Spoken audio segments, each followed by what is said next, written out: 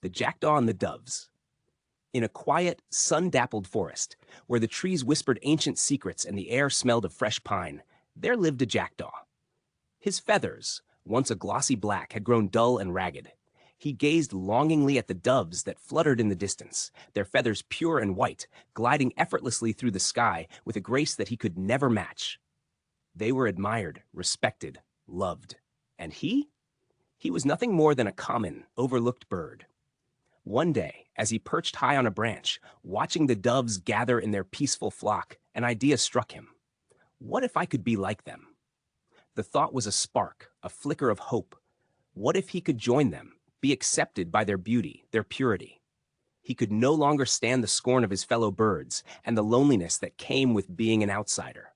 If he could only change, perhaps they would finally embrace him. Determined, he searched the forest for something, anything, that would help him transform.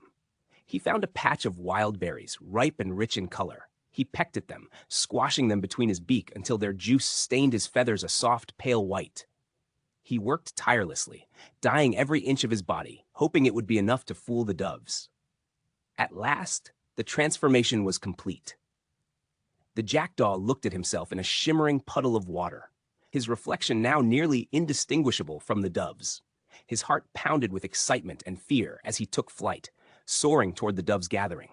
He landed among them, hoping for the warm welcome he had imagined. But the doves, in their graceful beauty, took notice of the strange bird among them. The leader, a wise and elderly dove, eyed him with suspicion. "What is this?" she asked, her voice soft but stern. "A jackdaw among us?" The jackdaw, desperate to fit in, spread his wings and began to sing. But his voice was not the soft coo of a dove. It was rough, harsh, and out of place. The doves recoiled, fluttering away in fear.